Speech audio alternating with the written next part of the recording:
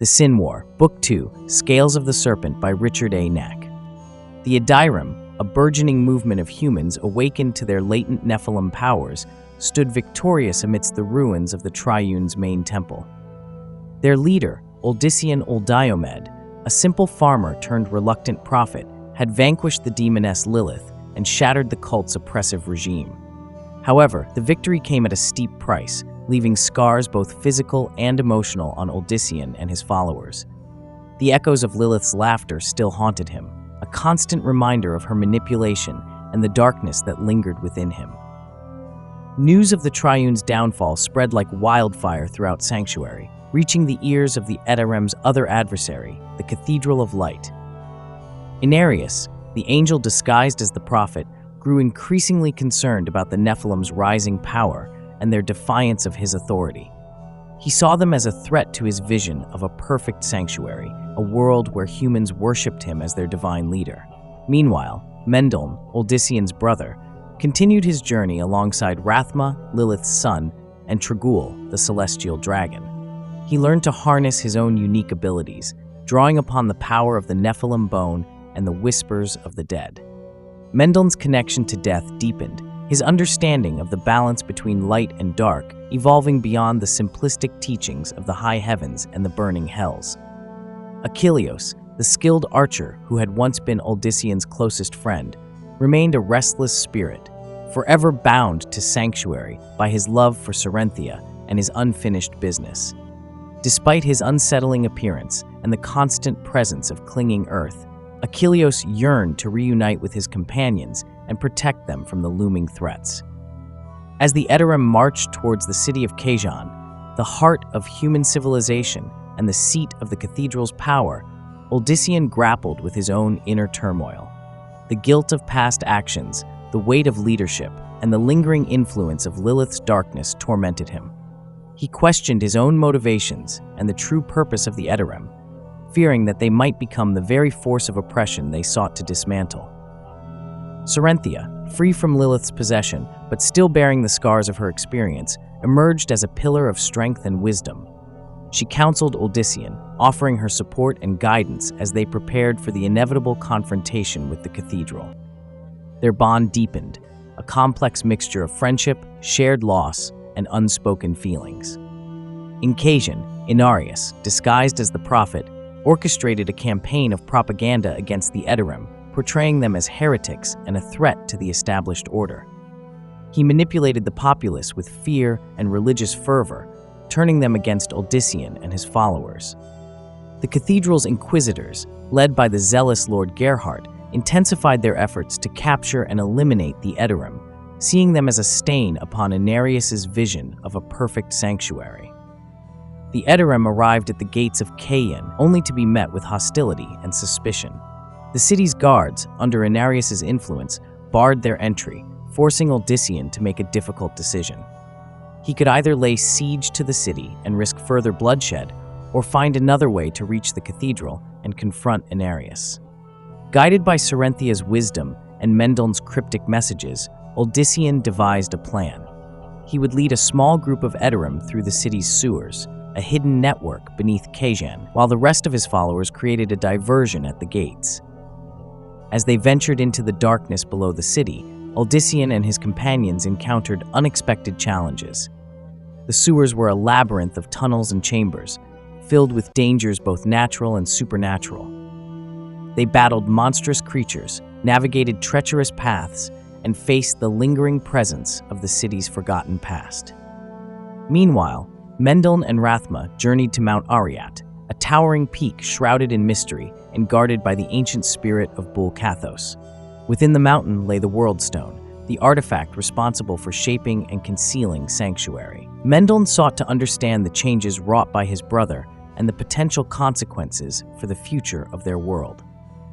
As Uldyssian and his companions emerged from the sewers, they found themselves in the heart of Khajan, surrounded by the cathedral's forces. A fierce battle ensued, the Adiram's powers clashing against the might of the Inquisitors and the celestial energies wielded by Inarius. The city became a battleground, the streets stained with blood and littered with the fallen. Uldyssian, pushed to his limits, confronted Inarius, their confrontation a clash of ideologies and a struggle for the very soul of sanctuary. As the battle raged within Knaak, Mendeln and Rathma reached the hidden chamber within Mount Arreat, where the Worldstone pulsed with immense power. Rathma revealed the true purpose of the artifact and Inarius' manipulation of its resonance to suppress the nephalem bloodline. He explained that Uldyssian's unintentional alteration had disrupted the angel's control, allowing the nephalem powers to re-emerge and potentially threaten the delicate balance between light and dark. Trag'Oul, the celestial dragon, materialized before them, his form composed of countless stars, each representing a human life within sanctuary. He spoke of the impending doom should the high heavens and the burning hells discover the world's existence, their insatiable desire for power leading to its inevitable destruction. Mendeln, burdened by this knowledge and fueled by a desire to protect his brother and their world, embraced his role as a guardian of the balance. He learned to wield the nephalem dagger, a weapon capable of channeling the energies of life and death, and prepared to face the challenges that lay ahead. Meanwhile, Achilleos, drawn by his connection to Serenthia, arrived in Knaak.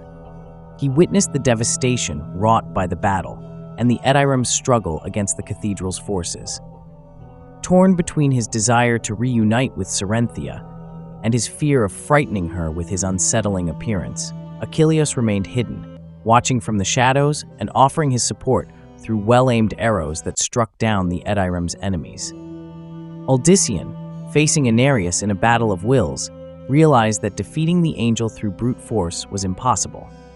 The prophet's celestial powers were too great, his control over the energies of sanctuary unmatched. Instead, Uldyssian appealed to the humanity within Inarius, reminding him of the love he once shared with Lilith and the hope he had for a world free from conflict. Inarius, momentarily shaken by Uldyssian's words, faltered. The facade of the prophet flickered, revealing glimpses of the angel's true form and the emotional turmoil within him. However, his pride and his unwavering belief in his own righteousness ultimately prevailed. With a surge of celestial power, Inarius struck down Uldyssian, leaving him mortally wounded. The Edirem, witnessing their leader's fall, despaired. Their hope dwindled, their faith shaken.